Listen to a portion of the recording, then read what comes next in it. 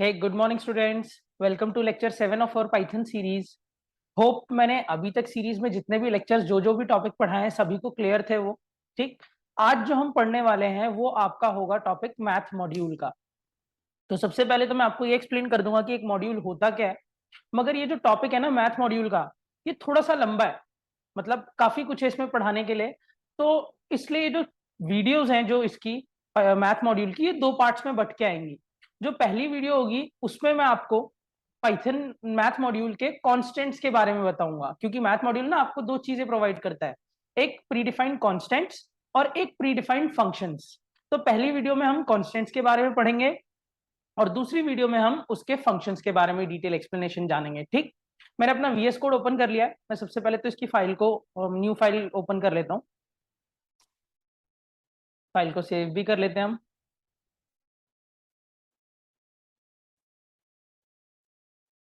Code 4.py।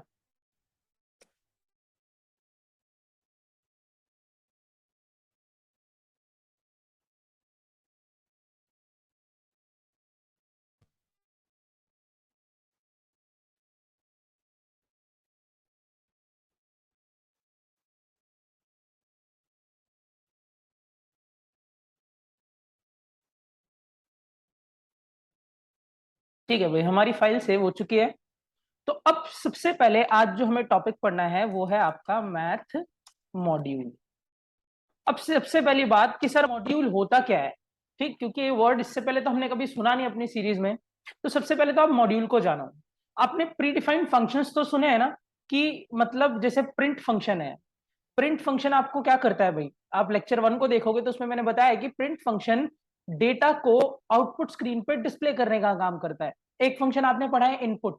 Input function क्या करता है, रन टाइम पे डेटा को एंट्री करवाता है। एक फंक्शन आपने पढ़ा है टाइप, वो भी एक प्री डिफाइंड ही फंक्शन है, आपने तो खुद से बनाया नहीं। ठीक, वो पहले से बना हुआ फंक्शन है। तो वो क्या करेगा, डेटा टाइप रिटर्न करता है किसी भी वेरिएबल का। तो ये सारी चीजें क्या होती है, प्री डिफाइंड होती है, मतलब पहले से पाइथन लाइब्रेरी में बनी होती है। तो ऐसे ही कुछ चीजें ऐसी भी होती हैं जो प्री डिफाइंड होती है मगर एक मॉड्यूल में प्री डिफाइंड होती हैं। मॉड्यूल और नॉर्मल प्री डिफाइंड में फर्क क्या है, इसको ना हम एक छोटे से एग्जांपल से समझते हैं। मान लो आपके पास एक बड़ा सा कार्डबोर्ड बॉक्स है। ठीक है, एक बड़ा सा कार्डबोर्ड बॉक्स है। अब वो जो कार्डबोर्ड बॉक्स है उसमें आपने काफी सारी चॉकलेट स्टोर करके रखी हुई है। उस कार्डबोर्ड बॉक्स में काफी सारी चॉकलेट स्टोर हो रखी है। ठीक, तो ये जो कार्डबोर्ड बॉक्स है ये डिनोट होगा पाइथन की लाइब्रेरी की तरह, पाइथन लाइब्रेरी। ठीक, मतलब हमारी मान लो कि ये जो कार्डबोर्ड बॉक्स है ये हमारी पाइथन की पूरी लाइब्रेरी है। अब होता क्या है कि इसमें जो चीजें प्री डिफाइंड है, इस लाइब्रेरी में जो चीजें पहले से बनी होती हैं, प्री डिफाइंड होती हैं, उन चीजों को हम डायरेक्टली बुला सकते हैं। जैसे कि अगर मैं आपसे ये बोलूं कि मुझे भाई इस कार्डबोर्ड बॉक्स में से एक चॉकलेट निकाल के दो, तो भाई उस कार्डबोर्ड बॉक्स में सीधी सी बात है ना, चॉकलेट सी तो पड़ी है, आप सीधा उसमें हाथ डालोगे और वो चॉकलेट्स निकाल लोगे और मुझे दे दोगे। तो ऐसे ही हम प्री डिफाइंड फंक्शंस को एक्सेस करते हैं, हम डायरेक्टली अपनी लाइब्रेरी से फंक्शन को बुलाते हैं और वो फंक्शन चल भी जाता है। मगर इसी में एक छोटा सा केस लाता हूं मैं। इस कार्डबोर्ड बॉक्स के अंदर एक ग्लास जार पड़ा हुआ है, या ग्लास बाउल भी कह सकते हो, ग्लास बाउल पड़ा हुआ है। अब इस ग्लास बाउल के अंदर टॉफीज हैं। ठीक है, अब इस कॉन्सेप्ट को समझना। अगर आपको कार्डबोर्ड बॉक्स में से चॉकलेट निकालनी है तो आप सीधा क्या करोगे, कार्डबोर्ड बॉक्स में हाथ डालोगे और चॉकलेट निकाल लोगे बाहर। ये है प्री डिफाइंड फंक्शंस हमारी पाइथन लाइब्रेरी के। हमारी जो पाइथन लाइब्रेरी वो कार्डबोर्ड बॉक्स की तरह ट्रीट हो रही है, और इसमें चॉकलेट जो है जिन्हें हम डायरेक्टली बुला सकते हैं वो प्री डिफाइंड फंक्शंस की तरह ट्रीट हो रहे हैं, जो कि एग्जांपल था प्रिंट, लेंथ। लेंथ तो अभी पढ़ोगे आप आगे, टाइप, इनपुट। और इसमें जो ग्लास बाउल है ना, वो एक मॉड्यूल की तरह काम कर रहा है। मॉड्यूल मतलब भाई देखो, अगर मैं आपको उसी कार्डबोर्ड बॉक्स में से टॉफी निकालने के लिए बोलता हूं, तब आपको डायरेक्टली तो नहीं निकाल सकते ना टॉफीज को, आपको एटलीस्ट उस ग्लास बाउल को टच करना पड़ेगा। आप उस ग्लास बाउल को टच करोगे और तब कहीं जाके टॉफीज को निकाल सकते हो। मगर वहीं चॉकलेट्स की बात करी जाए तो उन्हें डायरेक्टली निकाला जा सकता है। तो ये मॉड्यूल्स का किस्सा होता है। हमारी पाइथन लाइब्रेरी में भी ऐसा ही सिस्टम है, जो प्री डिफाइंड फंक्शंस है ना वो डायरेक्टली लाइब्रेरी में स्टोर है, मगर ये जो मॉड्यूलर फंक्शन है वो एक मॉड्यूल के अंडर बने हुए हैं। वो भी प्री डिफाइंड ही है, पहले से बने हुए हैं, मगर एक मॉड्यूल के अंदर, और आपको अगर उनको एक्सेस करना है तो आपको उस मॉड्यूल को एक्सेस करना पड़ता है। मॉड्यूल को एक्सेस कैसे किया जाता है वो अभी हम पढ़ेंगे, मगर होप इससे आपको समझ आ गया होगा कि एक प्री डिफाइंड फंक्शन और एक मॉड्यूल फंक्शन में डिफरेंस क्या होता है। ठीक अब मैं मैथ मॉड्यूल के बारे में आगे स्टार्टिंग करता हूं।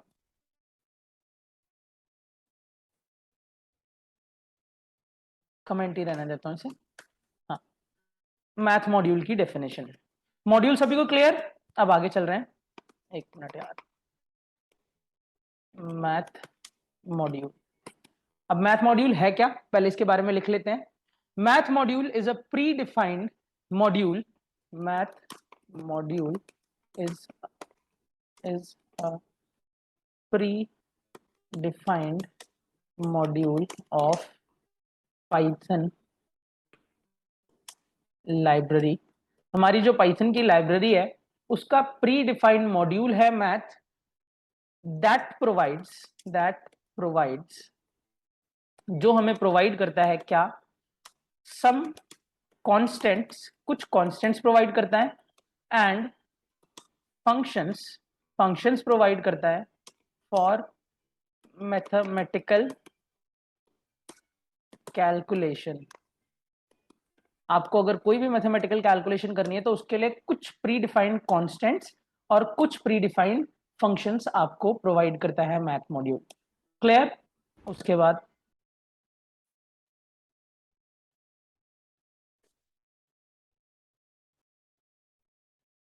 इन ऑर्डर टू, अगर आपको वर्क करना है मैथ मॉड्यूल के फंक्शंस के साथ, in order to work with functions और constants of math module, first you have to import the module. ठीक है, देखो यही एक मेजर डिफरेंस है मॉड्यूलर फंक्शन और प्री डिफाइंड फंक्शन।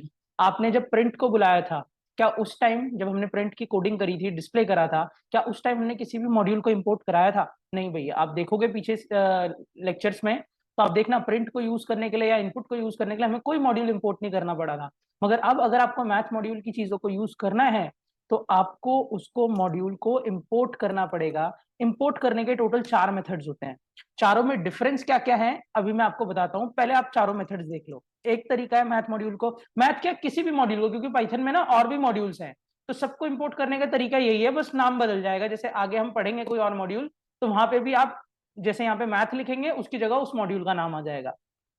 तो इंपोर्ट मैथ, एक तो सिंपल वे ये है कि आप इंपोर्ट सीधा मैथ लिखो और अब आप कोडिंग में मैथ मॉड्यूल के फंक्शन यूज कर सकते हो या कांस्टेंट टर्म्स यूज कर सकते हो। दूसरा तरीका है इंपोर्ट करने का, इंपोर्ट मैथ एज एम। यहां पे आप एज करके उसे एक अलायस नेम दे सकते हो। अब अलायस नेम का यूज क्या है? अलायस नेम का यूज ये है कि कोडिंग में आपको ना बार बार मैथ नहीं लिखना पड़ेगा, आप बस उसकी जगह एम लिख दो, हमारा जो इंटरप्रेटर है वो खुद समझ जाएगा कि यहाँ पे हमारा जो यूजर है वो मैथ लिखना चाह रहा है। ठीक, तो अगर मान लो किसी मॉड्यूल का नाम बहुत बड़ा है, जैसे मैट प्लॉट LIV, ये भी एक मॉड्यूल है, अब इतना बड़ा नाम यार बार बार कौन लिखेगा अपने प्रोग्राम में, तो हम क्या करेंगे उसको एक छोटा नाम दे देंगे, P दे देंगे या MT दे देंगे। तो आप अलाइस नेम भी दे सकते हो। फायदा यह है कि आपको उस मॉड्यूल के नाम को बार बार नहीं यूज करना पड़ेगा। तीसरा तरीका फ्रॉम मैथ, इसका मतलब फ्रॉम मैथ मॉड्यूल इंपोर्ट। अब आप इसके थ्रू एक टाइम पे एक फंक्शन भी इंपोर्ट कर सकते हो। मतलब सर अगर हम इंपोर्ट मैथ लिखते हैं तो वो पूरा मैथ मॉड्यूल इंपोर्ट कर लेता है और आप मैथ मॉड्यूल का कोई भी फंक्शन या कोई भी कांस्टेंट यूज कर सकते हो। इसमें भी वो पूरा मैथ मॉड्यूल यूज कर सकते, इंपोर्ट कर लेता है और आप कोई भी फंक्शन या कांस्टेंट यूज कर सकते हो। मगर इस सिचुएशन में मान लो आपको एक कांस्टेंट की जरूरत है, दैट इज पाई, बाकी मैथ मॉड्यूल के किसी चीज की जरूरत नहीं है, तो आप क्या लिखोगे? फ्रॉम मैथ इंपोर्ट पाई। तो अब ये आपके मैथ मॉड्यूल में से सिर्फ और सिर्फ ये जो पाई कांस्टेंट है इसको इंपोर्ट करके लाएगा, बाकी किसी को नहीं। एक से ज्यादा करने हैं, मान लो सर मुझे एक SQRT फंक्शन भी करना है, ये तो कांस्टेंट हो गया एक फंक्शन, तो कॉमा करके SQRT लिख दो। तो इससे क्या है कि दोनों चीजें एक ही बार में इंपोर्ट हो जाएंगी, ठीक। मगर इसके अलावा कुछ नहीं आएगा, पाई और एसक्यूआरटी के अलावा। और next case, from math import, और इंपोर्ट के बाद आप स्टार लगा दो। तो ये क्या करता है, एक बार में सारे के सारे, एक बार में सारे के सारे फंक्शन और कांस्टेंट इंपोर्ट कर लेता है। तो सर फिर इसमें और इसमें फर्क क्या हुआ? ऊपर भी तो आपने यही बताया था कि भाई इंपोर्ट मैथ जो है वो सारे फंक्शन इंपोर्ट कर लेता है, और इधर भी आप बता रहे हो कि फ्रॉम मैथ इंपोर्ट स्टार करने पे सारे फंक्शन इंपोर्ट कर लेता है। ठीक है भाई, ऐसा ही होता है। मगर अभी मैं ना अभी कोडिंग जब रन कराऊंगा ना, तो आपको दिखाऊंगा कि इसमें और इस, क्योंकि मैं ना आपको चारों मेथड से इंपोर्ट करके दिखाऊंगा कोडिंग में। क्लियर? तो आपको फिर डिफरेंस बताऊंगा कि हर मेथड में क्या क्या डिफरेंस आता है। तो सभी को मैथ मॉड्यूल की डेफिनेशन और उसको इंपोर्ट कैसे करना है ये बात क्लियर। अब मैथ मॉड्यूल में है क्या क्या? The math module provides us two types of values. दो तरीके की वैल्यू हमें प्रोवाइड करता है मैथ मॉड्यूल। पहला, constants, constants of math module, math module के कॉन्स्टेंट्स। और second, functions of math module.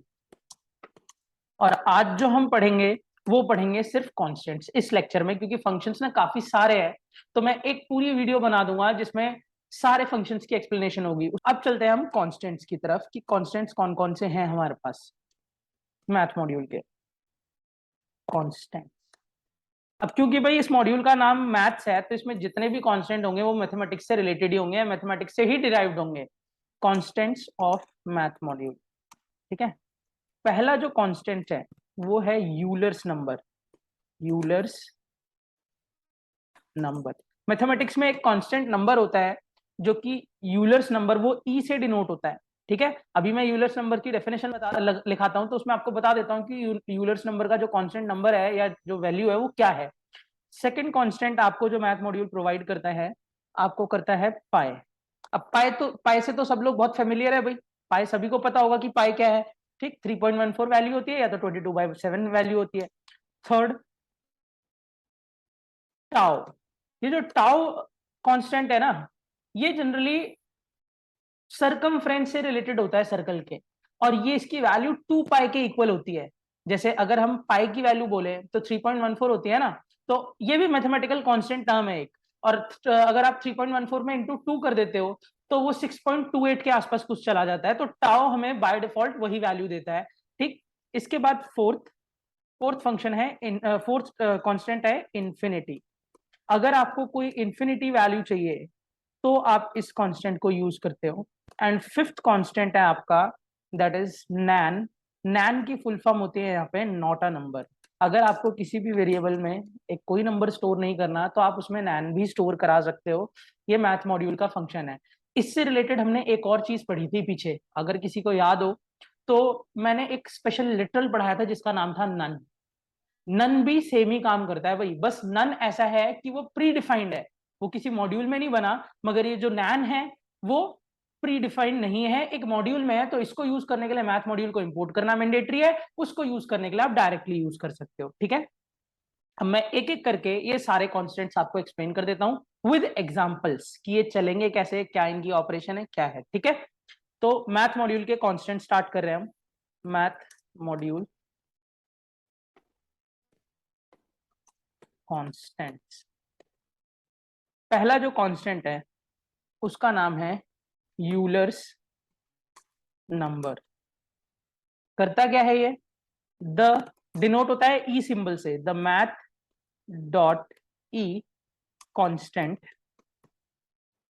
Returns, हमें रिटर्न करता है, रिटर्न्स मतलब वैल्यू देके जाता है, द यूलर्स नंबर, जो कि मैथमेटिक्स में एक कांस्टेंट नंबर है, दैट इज, जिसकी वैल्यू है दैट इज 2.7182, 2.718281 846 846, ठीक है। ये वैल्यू है। सिंटेक्स यूज कैसे करना है इसे, बस सिंपली आप क्या लिख दो, मैथ डॉट ई, ये अपने आप उसकी वैल्यू दे देगा। अब हम एक काम करते हैं कि पहले सारे कॉन्स्टेंट्स को पढ़ लेते हैं, कौन कौन सा कॉन्स्टेंट क्या क्या करता है, उसके बाद मैं आपको सबकी वो दिखा दूंगा। मैं यहाँ पे एग्जाम्पल वैसे भी लिख देता हूँ कि कैसे आपको यूज करना है, और फिर मैं आपको इसको प्रैक्टिकली चला के भी दिखा दूंगा। जैसे आपको अगर मैथ डॉट ई प्रिंट करना है तो आपको पहले इंपोर्ट मैथ करना पड़ेगा, और फिर प्रिंट सिंपली कर दो मैथ डॉट ई। अब ये क्या करेगा, आपको जब इस कोड को रन करोगे ना, तो आउटपुट में ये जो मैंने ऊपर नंबर इसकी वैल्यू बताई है ना, दैट इज 2.71, ये वही वैल्यू एग्जैक्ट दे देगा आपको, 2.718281 ऐसे करके पूरी वैल्यू आपको दे देगा। नेक्स्ट सेकंड कांस्टेंट है आपके पास पाई, पी आई। अब this constant the math dot pi constant returns the value of a pi, that is, जो कि क्या होती है भाई, या तो 3.14 या 22/7। बात एक ही है भाई, अब वो आपको 3.14 ही रिजल्ट में देगा, ठीक है। सिंटेक्स यूज कैसे करना है, मैथ डॉट पाई, बस इतना लिख दो, ऑटोमेटिकली वो ऑपरेट कर जाएगा। एग्जांपल ऊपर वाले की तरह सेम है, इंपोर्ट मैथ, प्रिंट में मैथ डॉट पाई, वो आपको उसकी कांस्टेंट वैल्यू दे देगा, ठीक। नेक्स्ट थर्ड, अगला कांस्टेंट है आपके पास टाउ। टाउ क्या करता है भाई, the tau constant, tau is defined as, tau is defined as the ratio of the circumference to the radius of circle. The math dot tau constant returns a value 6.2831853071। Syntax use कैसे करना है, math dot tau, इतना लिख दो, वो automatically value देगा। अभी मैं इसको प्रैक्टिकली चला के दिखाता हूँ, बस दो कॉन्स्टेंट्स और है। अगले कॉन्स्टेंट का नाम है इन्फिनिटी। क्या करता है ये, infinity basically means something which is never ending and boundless. Infinity basically means something which is never ending and boundless from both, दोनों डायरेक्शन से, both directions, ठीक। अब यहाँ पे नेगेटिव इन्फिनिटी भी होती है, पॉजिटिव, तो द मैथ डॉट INF से डिनोट होता है भाई इन्फिनिटी।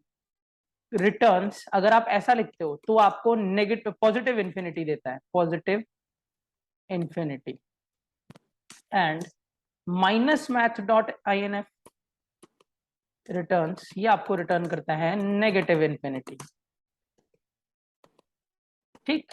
सिंटेक्स यूज कैसे करना है, यूज से कुछ ऐसे करना है, आपको सीधा लिख देना है math dot INF for positive, और अगर आप नेगेटिव करना चाहते हो तो माइनस मैथ डॉट INF, ठीक है। एंड लास्ट कांस्टेंट है आपके पास फिफ्थ वन, दैट इज नैन। नैन के बारे में मैंने आपको बता ही दिया था कि नैन एक ऐसा कांस्टेंट है जो एम्प्टी वैल्यू को डिनोट करता है, ठीक है।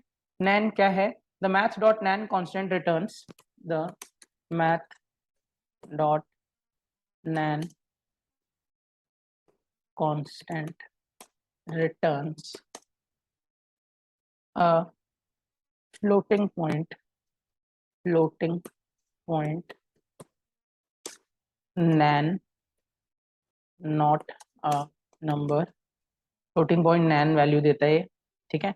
जनरली इसे आप नन से डिनोट कर सकते हो, जो पाइथन के लिटरल्स में आपने पढ़ा है नन, वही है, बिल्कुल वही चीज है, बस एक मॉड्यूल का पार्ट है, ठीक है। It is not a legal number, it is not a legal number, it is not a legal number. ठीक है, सिंटेक्स यूज कैसे करना है, आपको बस इतना लिख देना है, मैथ डॉट मैथ। ठीक, तो ये 5 कॉन्स्टेंट्स थे हमारे पास अपना किसमें, अपना मैथ मॉड्यूल में। ठीक, अभी फंक्शंस हमारे रहते हैं, तो फंक्शंस भी हम करेंगे कि फंक्शंस कैसे ऑपरेट करने हैं। ठीक, मैं आपको एक बार दिखा देता हूँ पांचों कांस्टेंट। पहला कांस्टेंट था यूलर नंबर, दूसरा था पाए, तीसरा था टाओ, चौथा था इन्फिनिटी और पांचवा था नैन। अब मैं इनकी कोडिंग करके दिखा देता हूँ। अब भाई क्योंकि ये सारे सारे के सारे जितने भी है, सबके सब जो कॉन्स्टेंट्स हैं वो मैथ मॉड्यूल के हैं। तो मैंने आपको पहले ही बताया, अगर आपको मैथ मॉड्यूल के किसी भी कांस्टेंट को यूज करना है तो सबसे पहले तो आपको ये करना पड़ेगा कि उस मैथ मॉड्यूल को इंपोर्ट करना पड़ेगा। तो सबसे पहले मैं पहले मेथड से इंपोर्ट करता हूँ, इंपोर्ट मैथ। मैंने मैथ मॉड्यूल को इंपोर्ट करा, इंपोर्ट करने के बाद अब मुझे क्या करना है, मान लो पहला जो मेरा कांस्टेंट था दैट इज यूलर्स नंबर, उसको डिस्प्ले करना है मान लो। तो उसके लिए मैं प्रिंट लिखता हूँ मैथ डॉट ई, सिंपली इतना करो। मैं फाइल को सेव करता हूँ और कोड को रन करके दिखाता हूँ आपको।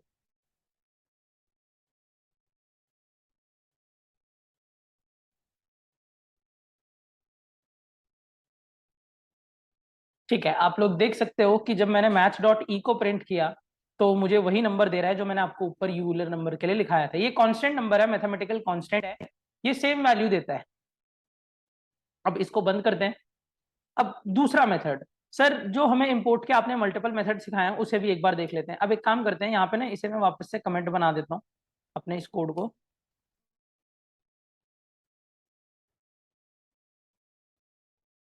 और दूसरा कोड लिखता हूँ इंपोर्ट। अब मैं मैथ को इंपोर्ट करने का दूसरा तरीका यूज कर रहा हूँ, एज एम। तो मैंने अलाइस नेम दिया। अब पाई की वैल्यू दिखाता हूँ आपको, प्रिंट एम डॉट पाई। मतलब अब मैथ नहीं लिखना आपको, बस एम डॉट क्या लिख दो, पाई लिख दो, और ये अलाइस नेम अब यूज होने लगेगा मैथ की जगह। रन करते हैं सेव करके, आप आउटपुट चेक करोगे कि उसने हमें पाई की value they the, that is 3.141592, जितनी भी जाती है। ठीक, नेक्स्ट अगला कांस्टेंट, इसे भी कमेंट कर देता हूं मैं। ठीक है, अगला कांस्टेंट तीसरे तरीके का इंपोर्ट, फ्रॉम मैथ इंपोर्ट। अब इंपोर्ट करना है आपको किसी एक चीज को, हमारा तीसरा कांस्टेंट था टाउ, तो मैं सिंपल ऐसे लिखता हूं फ्रॉम मैथ इंपोर्ट टाउ, और प्रिंट कर देता हूं। अब ध्यान से देखना, यहाँ चेंज है थोड़ा सा। जब आप फ्रॉम वाले मेथड से किसी मॉड्यूल को इंपोर्ट करते हो ना भाई, तो आपको मैथ डॉट या एम डॉट लिखना नहीं पड़ता, आप सीधा टाउ लिखो, उसकी वैल्यू प्रिंट होगी, वो एरर नहीं देगा। देखना, अभी मैंने एम डॉट नहीं लिखा है यहाँ पे, मैथ डॉट नहीं लिखा है यहाँ पे, स्टिल मैं जब इसे रन करूंगा तो आप देखोगे कि वैल्यू प्रिंट होगी। ये देखो भाई, 2 पाई होती है टाउ की वैल्यू और वो प्रिंट भी हो रही है। क्लियर हुई बात, तीसरा केस भी क्लियर, टाउ कांस्टेंट। आगे चलते हैं, और तीसरा हमने इंपोर्ट भी पढ़ लिया, इसे कमेंट करते हैं। Fourth case and fourth method. ठीक है भाई, अब आगे केस देखते हैं कि अगर मान लो सर मुझे एक से ज्यादा इंपोर्ट, इस सिचुएशन में ना अगर आप चलाओगे तो वो सिर्फ टाउ पे ऑपरेट करेगा, बाकी किसी कांस्टेंट को बुलाओगे तो नहीं चलेगा वो। वीएस कोड में ये फीचर है कि भाई वो ऑटोमेटिकली इंपोर्ट करा देता है इस सॉफ्टवेयर में, मगर जो आइडियली में कोडिंग कर रहा है उसको प्रॉब्लम ये है कि वो खुद ब खुद इंपोर्ट कराएगा नहीं, और आप टाउ की जगह कोई और बुलाओगे तो वो नहीं चलेगा, एरर देगा। मगर अगर मुझे मान लो सर एक साथ दो वैल्यू को, पाई को भी चाहिए, तो मैं ऐसे लिख दूंगा और प्रिंट अब पाई भी करके देखो, देखो उसकी भी वैल्यू डिस्प्ले करेगा ये, पाई की भी करेगा और टाउ की भी करेगा। रन करते हैं कोड को।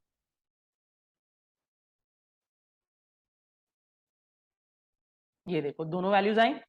अब हम चलते हैं अपने लास्ट केस, तीसरे केस पे, इंपोर्ट के फोर्थ केस पे, that is from math import star. अब इससे क्या है, सारी चीजें इंपोर्ट हो जाएंगी। तो सर इंपोर्ट मैथ से भी तो सारी चीजें इंपोर्ट हो रही थी, डिफरेंस यहाँ पे आपको मैथ डॉट ई लिखना पड़ता है, मतलब उस मॉड्यूल का नाम देना पड़ता है, और यहाँ पे आपको नाम देना नहीं पड़ेगा। आप सारी चीजों को आप डायरेक्टली उनके नाम से यूज कर सकते हो। जैसे पाई को बुलाना है तो सीधा पाई लिख दो, प्रिंट। मैथ डॉट पाई लिखने की नीड नहीं है। अगर आपको टाउ को बुलाना है तो टाउ लिख दो। अगर आपको किसी और को बुलाना है, जैसे ई को बुलाना है तो ई लिख दो। अब आप चेक करोगे कि वो सबकी वैल्यू को आपको रन करके देगा।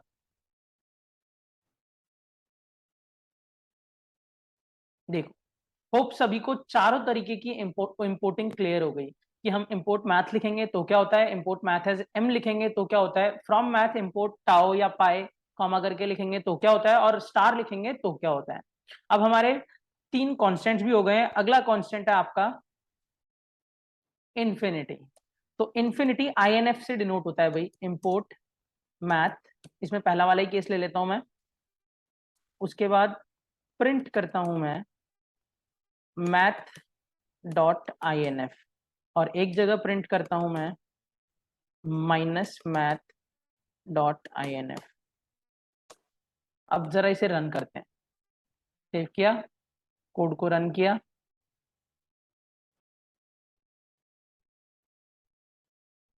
आप चेक करते हो कि एक जगह वो पॉजिटिव इन्फिनिटी देता है, एक जगह नेगेटिव। अब सर इसने तो INF लिख दिया, हमें कैसे पता लगेगा कि ये इन्फिनिटी वैल्यू ही है।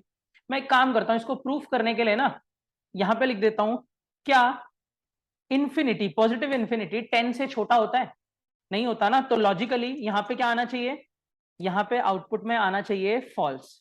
क्यों? क्योंकि पॉजिटिव इन्फिनिटी 10 से तो छोटा होता नहीं। 10 क्या, किसी भी नंबर को रख लो यहाँ पे, पॉजिटिव इन्फिनिटी उससे छोटा होता है नहीं, इन्फिनिटी सबसे बड़ा नंबर होता है।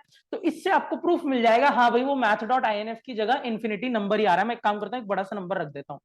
क्या मैथ डॉट इन्फिनिटी इससे बड़ा होता है, छोटा होता है, सॉरी नहीं, फॉल्स। तो आंसर में देखना आपको फॉल्स मिलेगा। और मैं नेगेटिव इन्फिनिटी को ना ट्रू वाला केस कर देता हूं। क्या नेगेटिव इन्फिनिटी -10 से छोटा होता है? हाँ भाई नेगेटिव इन्फिनिटी -10 से छोटा होता है।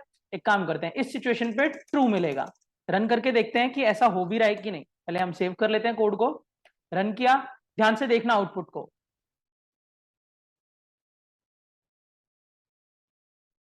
देखो भाई, पहली सिचुएशन फॉल्स, दूसरी सिचुएशन ट्रू। मतलब आपको क्लियर हो गई ये बात कि INF लिखने से यहाँ पे इन्फिनिटी नंबर आ रहा है, और यहाँ पे भी इन्फिनिटी, नेगेटिव इन्फिनिटी नंबर आ रहा है। चौथा कांस्टेंट भी क्लियर, इसको भी कमेंट करते हैं। आगे चलते हैं अपने फोर्थ कांस्टेंट पे, दैट इज लास्ट नैन। नैन बड़ा सिंपल सा है भाई, आपको अगर किसी की एम्प्टी वैल्यू चाहिए होती है ना, इंपोर्ट मैथ और प्रिंट कर दो यहाँ पे प्रिंट मैथ डॉट नैन लिख दो, बस इतना लिख दो। वो एक नैन वैल्यू भी प्रिंट कर देगा, मतलब एम्प्टी वैल्यू। ठीक, इसका कोई इतना खास मेजर यूज नहीं है, इसका यूज नंपाई एरे में ज्यादा है। क्लियर? होप सभी को आज के कॉन्स्टेंट्स क्लियर हुए होंगे। अगर मेरी वीडियो आपको यूजफुल लगी हो तो प्लीज चैनल को सब्सक्राइब कर दो, वीडियो को लाइक कर देना एंड शेयर कर दो। स्टूडेंट्स, जितने भी स्टूडेंट्स को पाइथन की नीड है सबको शेयर कर दो, क्योंकि मैं यहाँ पे पाइथन की एकदम डिटेल एक्सप्लेनेशन करके चलूंगा, आपको सारे कंसेप्ट क्लियर कर दूंगा पाइथन के। ठीक है? Thank you students, have a nice day.